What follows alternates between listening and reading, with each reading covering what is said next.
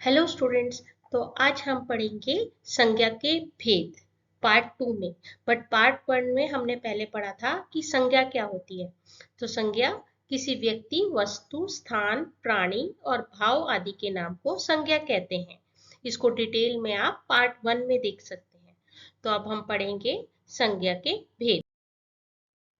संज्ञा के 3 भेद होते हैं: व्यक्तिवाचक संज्ञा, जातिवाचक संज्ञा और भाववाचक संज्ञा। तो व्यक्ति मतलब एक पर्सन, तो व्यक्ति से पता लगता है कि पर्सन है, तो व्यक्तिवाचक संज्ञा।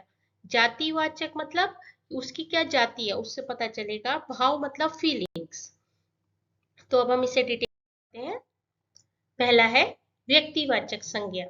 जिन संज्ञा शब्दों से किसी विशेष व्यक्ति, विशेष प्राणी, विशेष स्थान और विशेष वस्तु आदि के नाम का पता चलता है, उन्हें व्यक्तिवाचक संज्ञा कहते हैं। जैसे विशेष व्यक्ति मतलब जैसे सम्राट अशोक हैं, महात्मा गांधी हैं, तो विशेष व्यक्ति जिस पर्सन के नाम का पता चलता है उसे हम संज्ञा कहते हैं, व्यक्तिवाचक संज्ञा कहते हैं। विशेष प्राणी, लिविंग थिंग। विशेष स्थान जैसे कुतुब मीनार हो गया, ताजमहल हो गया, विशेष प्लेस हो गई, तो उसको हम विशेष स्थान कहते हैं। और विशेष वस्तु, कोई भी चीज जैसे हमारे पेन हो गया, मोबाइल हो गई, इन्हीं सब के नाम को हम, इनके नाम का जिनसे पता चलता है उन्हें हम व्यक्तिवाचक संज्ञा कहते हैं। इसके उदाहरण है जैसे विशेष व्यक्तियों के नाम जैसे अटल बिहारी वाजपेयी, जवाहरलाल नेहरू आदि। विशेष स्थानों के नाम हो गए जैसे मैसूर, त्रिवेंद्रम, लक्ष्मी नारायण मंदिर आदि। विशेष वस्तुओं के नाम जैसे रामायण, गोदान आदि। और प्राणियों के नाम, घोड़े का नाम हो गया जैसे चेतक है, एरावत है। तो ये सब एक एग्जाम्पल्स हैं व्यक्तिवाचक संज्ञा के।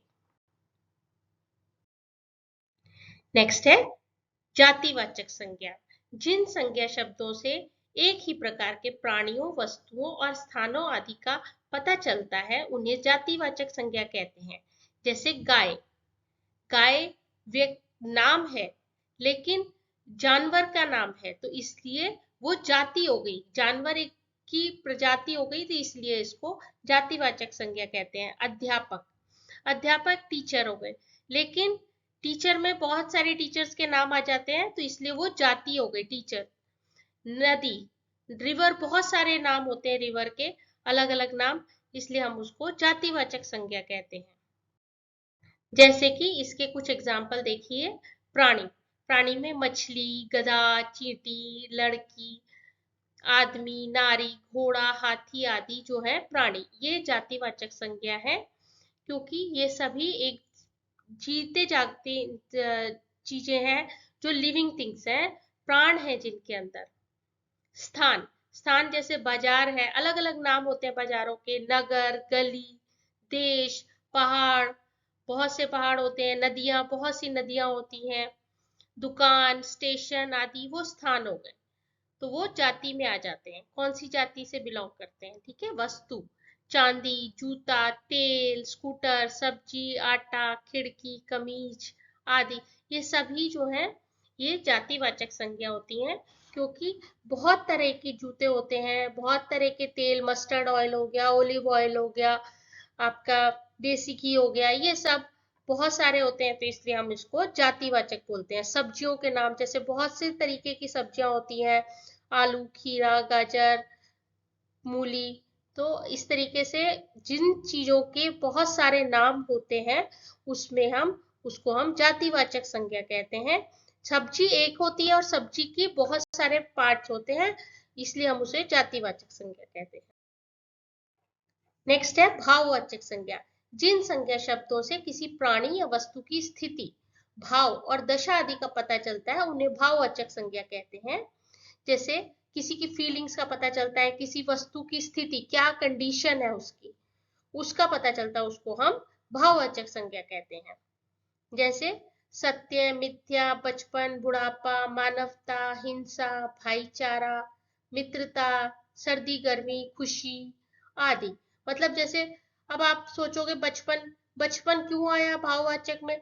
अब बचपन कोई देख नहीं सकता ना, बचपन छोटे बच्चे को हम देख के कहते हैं ये बचपन है, उससे पता चलता है कि भाव है, फीलिंग पता चलती है कि बचपन में हम ऐसे थे। बुढ़ापा, एज, ओल्ड एज आदमी है, उसको देख के पता चलता है, उसमें एक फीलिंग आती है कि ये बड़े हैं हमसे, तो बुढ़ापा है, तो उनके अंदर बुढ़ापा है। या सर्दी गर्मी है, उसको फील करते हैं, सर्दी लग गई है, गर्मी लग गई है, देखने में ऐसा नहीं पता चलेगा, लेकिन आप फील करते हैं, जिस चीज को आप फील करते हैं उसको हम भाववाचक संज्ञा कहते हैं। हिंदी के कुछ विद्वान अंग्रेजी व्याकरण के अनुसार संज्ञा दो और भेद मानते हैं, द्विवाच्य संज्ञा और समूहवाचक संज्ञा। तो ये दोनों जातिवाचक संज्ञा के उपभेद हैं, किंतु फिर भी हम इन दोनों विषयों के विषय में चर्चा पार्ट 3 में करेंगे।